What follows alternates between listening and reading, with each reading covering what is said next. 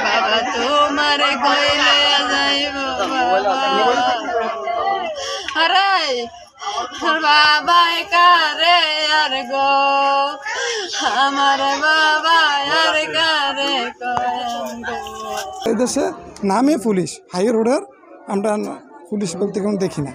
তা আমাদের জোর আবেদন হলো হাইওয়ে পুলিশের যে কাজগুলো সঠিকভাবে তারা কাজটা দেন, তারা ডিউটিটা দেন করে আমাদের সাধারণ মানুষের দেন হাইওয়ে রোডের যে নিয়মগুলা এটা যেন মাইনা চলতে পারে। দর্শক, এই মুহূর্তে আমরা রয়েছি দেবিদ্বার উপজেলার সুলতানপুর ইউনিয়নের ছবিনগর গ্রামে।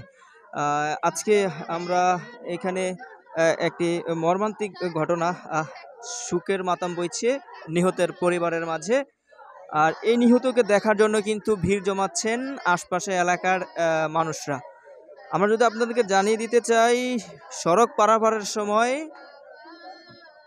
বেপরা গতির একটি বাসের চাপায় তিনি নিহত হন। বেপরা গতির সেই বাসটিকে আটক করেছে ইলাটগঞ্জ হাইওয়ে থানা পুলিশ। ঘটনাটি ঘটেছিল হারিকোলা নামক স্থানে, ঢাকা চট্টগ্রাম মহাসড়কের চান্দিনার অংশে হারিকোলা নামক স্থানে এই ঘটনাটি ঘটে বেলা 11:30টার দিকে। তিনি রাস্তা পারাপারের সময় বাসটি এসে তাকে চাপা দেয়। ঘটনাস্থলেই তার একটি পা ভেঙে যায় এবং মাথায় গুরুতর আঘাতের ফলে কিন্তু তিনি ঘটনাস্থলে মারা যান, এমনটি কিন্তু জানিয়েছেন নিহতের স্বজনরা। তবে এই বিষয়টি নিয়ে কিন্তু শোকের মাতম বইছে এ ছবিনগর এলাকায়। তাদের আত্মন চিৎকারে বাড়ি হয়ে উঠেছে এলাকার বাতাস। আমরা যদি আপনাদেরকে জানিয়ে দিতে চাই, যিনি মারা গেছেন আজকে তার নাম পরিচয় আমরা আপনাদের সামনে তুলে ধরব। তবে তিনি কৃষি কাজ করেন, পাশাপাশি তিনি প্রতি বাজারেই মুরগি ব্যবসা করেন। হাঁস মুরগি তিনি গ্রাম থেকে কিনে নিয়ে প্রতি হাট বাজারে তিনি বিক্রি করে থাকেন, এমনটি কিন্তু নিশ্চিত করেছেন পরিবারের স্বজনরা।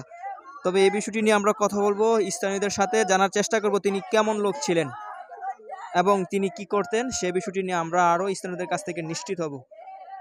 আজকে যিনি মারা গেছে তার নামটা জানাবেন এবং তিনি কি করতেন আর কেমন লোক ছিল একটু আমাদেরকে জানাবেন।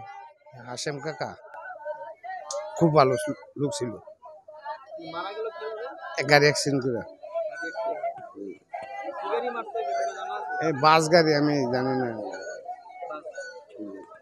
আমার বাবা বাজারে যাচ্ছিল, মাদায়া বাজারে।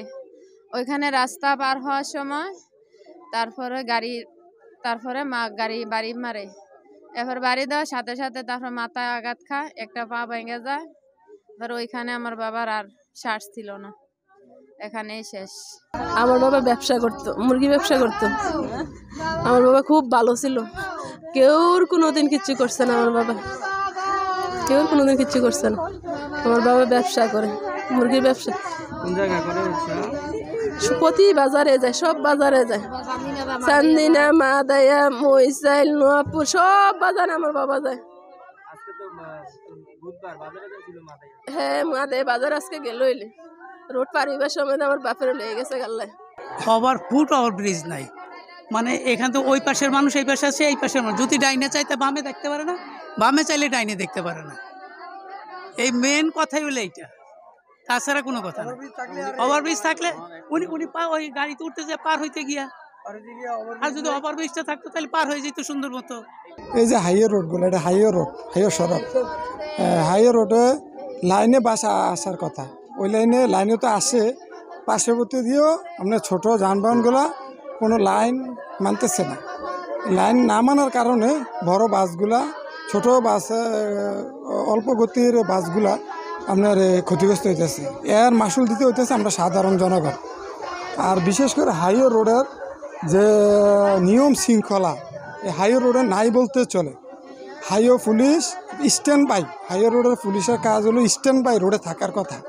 একটা পুলিশ মাথা থেকে চান্দিনা আপনি আসেন, একটাও আপনি পুলিশ দেখতে পারবেন না। হাইওয়ে পুলিশের কাজটা কি? এই দেশে নামে পুলিশ, হাইওয়ে রোডের আমরা পুলিশ বলতে কোনো দেখি না। তা আমাদের জোর আবেদন হলো হাইওয়ে পুলিশের যে কাজগুলো সঠিকভাবে তারা কাজটা দেন, তারা ডিউটিটা দেন করে আমাদের সাধারণ মানুষের দেন হাইওয়ে রোডের যে নিয়মগুলা এটা যেন মাইনা চলতে পারে। আমরা তো যাই যান শান্তি না, আমরা সাইড দিয়ে পড়ছি ভাই, গাড়ি নাই, বুঝলেন?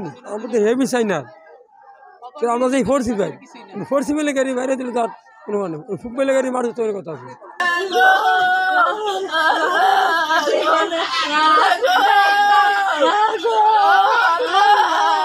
Allah